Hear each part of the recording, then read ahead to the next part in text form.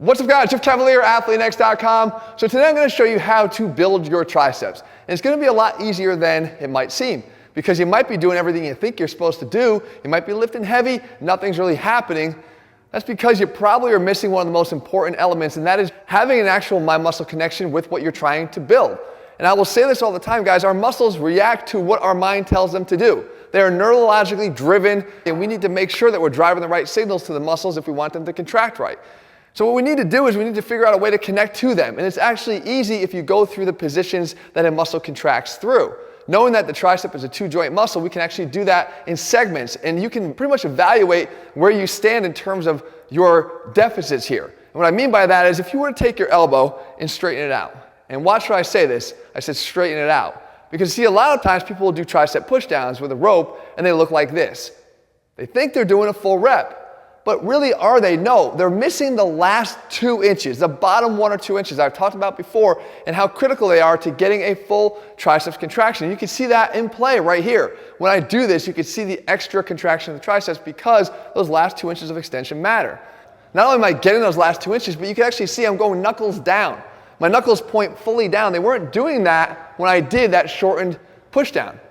So what I want you to do is actually see if you can do that, and do you get a discomfort? So try to extend your elbow down here. Again, not to here, but here, all the way down. Lock out the elbow, not here, all the way down. You can see the extra contraction that you get there. When you hold it here, do you get any kind of cramping or discomfort? You should.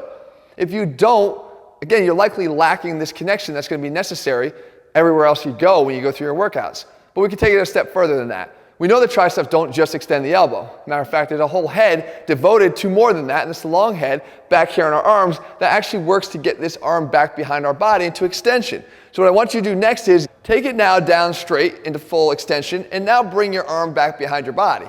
Does this do anything? Do you start to feel like a cramp here? Do you start to feel like a tightening where it's like, yeah, this is pretty uncomfortable? Because that's actually what you're going for. If you have a mind-muscle connection there, you start to feel that discomfort. If you don't, you're lacking. So it's a further sign that something's up there and you want to fix it.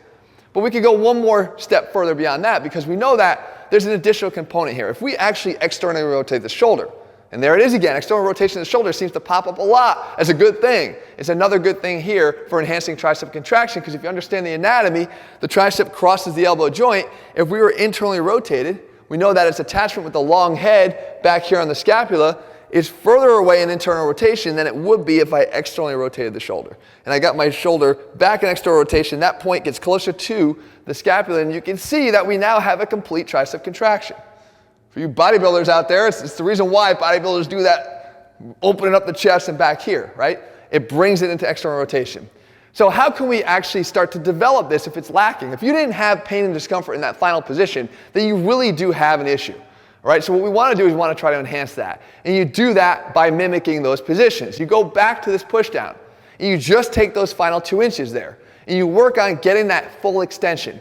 And you work on these pulsating reps for 45 seconds. It does not have to be a heavy weight. The effect here is that this is not a progressive overload technique, guys. This is not for building strength. This is for strengthening the neuromuscular connection with the triceps. This is what we're going to do, and by doing so, you bring this back to your classic tricep exercises where you are training with more weight, and you're going to have better results from it. So we work on this position here for 45 seconds. Now we move over to the bench, and we got to work that second position. How do we work the second position with the arm back behind the body that engages that long head? We get our arms back behind the body. Now I'm using a very light set of dumbbells here, a 5-pound set of dumbbells, but you can actually do this with no weight at all, as you're going to see me here in a second. And what I'm trying to do here is keep the elbow straight and just pulsate the arm back behind my body as far as I can get it. Realizing that every bit of extension of the arm behind the body is going to heighten that tricep contraction. All right, and we try to do this now for 45 seconds. And again, as I showed you or mentioned before, if you can't do it with any weight at all, it's perfectly fine to do it with just your hands. Here, the idea is enhancing the feeling of that contraction, trying to get it to start to feel more uncomfortable. The third step here now, we have to get that external rotation. What I do is I first take my thumbs, I put them up on top of the dumbbell here. It allows me to get my arms parallel or pointing down towards the floor, forearms down towards the floor. And from here now, I'm actually allowing, when I get my arms behind the body, a little bit of elbow bend. So I can reinforce what we did in the first drill, those final 2 inches of extension, with the pulsation of the arms back into extension. And I do this movement here for 45 seconds. And again, If I can't handle any weight here, that's okay, I drop the weight. Maybe you start with it and finish with no weight at all, or just start with no weight at all. It doesn't matter, guys. It's all about enhancing this connection.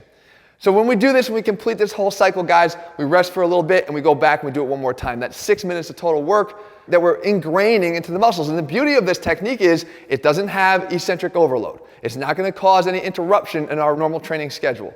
It's not utilizing heavy weight. It's not going to drain us because of the loads that we're lifting are not neurologically taxing as a strength workout would be. This just helps to fit in to help us to get a better connection with the muscles so that, as I said, we go back into our regular training, we're going to get more from it.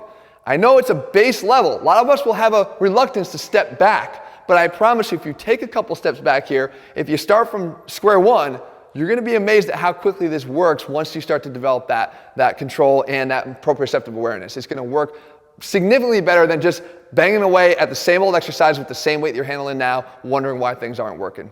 So guys, I hope you found the video helpful. If you did, make sure you leave your comments and thumbs up below. If you're looking for programs where we do pay attention to all the things that matter, sometimes, yes, having to lighten the weights in order to get a better overall result and weaving it back into the bigger picture of maintaining our strength and building an overall athletic body. All those steps and elements are broken down in all of our programs step by step. You can find them over at ATHLEAN-X.com. Let me tell you guys, if you haven't already done so, click subscribe and turn notifications so you never miss a video when I put one out. Guys, we already have others in this series where we direct them at the biceps and the back. I don't want you to miss it. I'm going to link those at the end of this video. All right, guys, thanks for watching. I'll be back here again in just a couple days. See ya.